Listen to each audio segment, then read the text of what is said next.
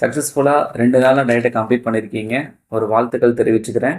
So இன்றைக்கி weight loss challenge day 3ல வந்திருக்கீங்க. ஸோ எல்லோரும் கரெக்டாக ஃபாலோ பண்ணிகிட்ருப்பீங்கன்னு நினைக்கிறேன்.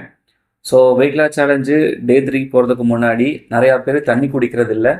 ஸோ தண்ணியை நீங்கள் எப்படி குடிக்கணும் அப்படிங்கிறத நான் உங்களுக்கு சொல்லிடுறேன். உங்கள் வீட்டில் இருக்கிற 1 லிட்டர் பாட்டிலோ இல்லை 2 லிட்டர் பாட்டிலோ அந்த வாட்டர் பாட்டிலில் தண்ணி ஃபில் பண்ணி வச்சுக்கோங்க.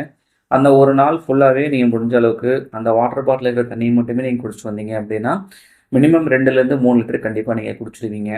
ஸோ வாட்டர் பாட்டிலில் இல்லாமல் குடிக்கும்போது நாம் எவ்வளோ தண்ணி குடிக்கிறோம் அப்படிங்கிறது தெரியாமல் போகுது. ஸோ முடிஞ்ச அளவுக்கு இது மாதிரி ட்ரை பண்ணுங்கள். ஸோ கண்டிப்பாக அந்த 2லேருந்து 3 லிட்டரை கண்டிப்பாக நீங்கள் குடிச்சிடுவீங்க. ஸோ நேற்று வெயிட் லாஸ் சேலஞ்சு டே 2ல் என்ன மாதிரி ஃபுட்டெல்லாம் பார்த்தோம் அப்படின்னு தெரியும்.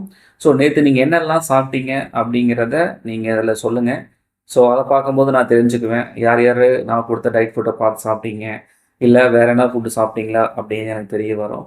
ஸோ கமெண்ட் செக்ஷனில் மெசேஜ் பண்ணுங்கள். நான் உங்களுக்கு பார்த்துட்டு ரிப்ளை பண்ணுவேன். நீங்கள் கரெக்டாக சாப்பிட்ருக்கீங்களா இல்லையா அப்படிங்கிறது எனக்கு தெரிய வரும்.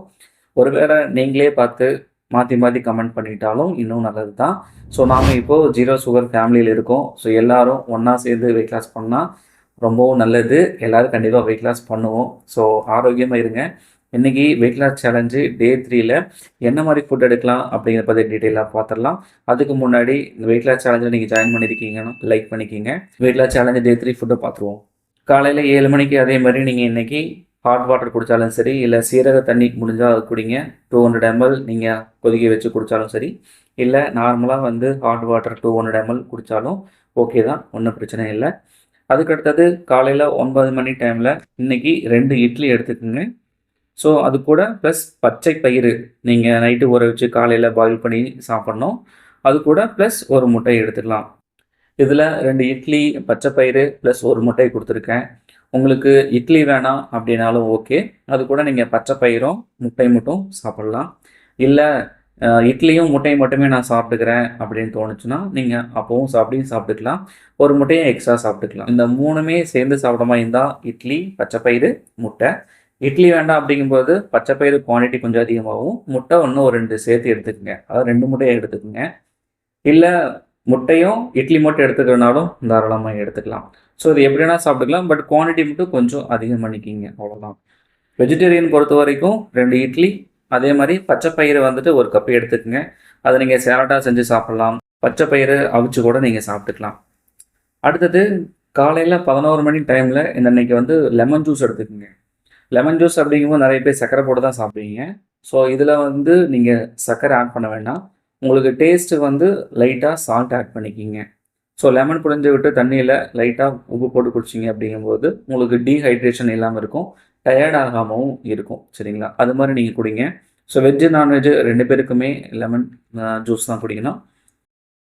அடுத்தது 1 மணி டைமில் என்ன ஃபுட் எடுக்கலாம்னா சேம் அதே மாதிரி 100 கிராம் சாதம், அது கூட தண்டுக்கீரை எடுத்துக்கலாம். ஸோ உங்கள் வீட்டில் என்ன கீரை வகைகள் இருக்கோ அந்த கீரை வகைகளை சாப்பிடுங்க. ஃபார் எக்ஸாம்பிள் இன்றைக்கி தண்டுக்கீரை நான் சொல்கிறேன், அது இருந்தால் சாப்பிடுங்க, இல்லை அப்படின்னா பரவாயில்ல.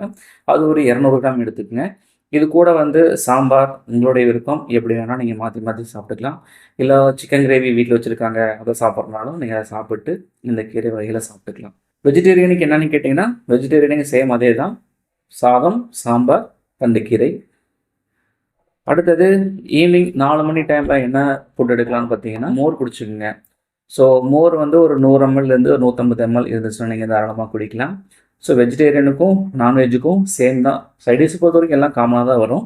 மோர் குடிச்சுக்கோங்க. ஈவினிங் 7 மணி டைமில் என்ன மாதிரி ஃபுட் எடுக்கலாம்னா முடிஞ்சளவுக்கு கோதுமை தோசை 2 எடுத்துக்கோங்க. அது கூட தேங்காய் சட்னி. தேங்காய் சட்னி, கொத்தமல்லி சட்னி, மல்லி சட்னிங்கிறது எது வேணாலும் நீங்கள் யூஸ் பண்ணிக்கலாம். இது கூட ஒரே ஒரு பாயில்டு எக் எடுத்துக்கங்க, அவிச்ச மட்டும் ஒன்று எடுத்துக்கங்க. ஸோ நான்வெஜ்ஜை பொறுத்த வரைக்கும் கோதுமை தோசை 2, தேங்காய் சட்னி, இது கூட ஒரு முழு முட்டை. வெஜிடேரியன் பொறுத்த வரைக்கும் கோதுமை தோசை எடுத்துக்கங்க, அது கூட தேங்காய் சட்னி மட்டும் எடுத்துக்கங்க. ஸோ உங்களுக்கு வெஜிடேரியனில் இவ்வளோ தான் வரும். அதுக்கப்புறம் கம்பல்சரி ஒரு 1 மணி நேரம் கழிச்சு கொய்யாப்பழம் இல்லை ஆப்பிள் நீங்கள் கம்பல்சரி சாப்பிடணும். ஒரு 8 மணி 9 மணிக்கு நீங்கள் டயட்டை முடிச்சிட்டிங்க அப்படின்னா அடுத்த நாள் காலையில் வரைக்கும் மேக்ஸிமம் எதுவும் சாப்பிடாம இருங்க. ஸோ அப்போ தான் நமக்கு ரிசல்ட் நல்லா கிடைக்கும். ஸோ இன்றைக்கி உண்டான வெயிட் லாஸ் சேலஞ்சு டே 3 நம்ம கம்ப்ளீட் பண்ணிட்டோம். ஸோ இதில் ஏதாவது உங்களுக்கு சந்தேகம் இருந்தது அப்படின்னா கமெண்ட் செக்ஷனில் சொல்லுங்கள். உங்களுக்குள்ளே ரீப்ளை பண்ணுங்கள், நானும் உங்களுக்கு ரீப்ளை பண்ணுவேன். So weight loss challenge day 4ல் பார்க்கலாம். நல்லா பண்ணுங்கள், எல்லோரும் கரெக்டாக ஃபாலோ பண்ணிகிட்ருக்கீங்க. சந்தேகம் இருந்தால் கேளுங்க, நான் உங்களுக்கு ஹெல்ப் பண்ணுறேன்.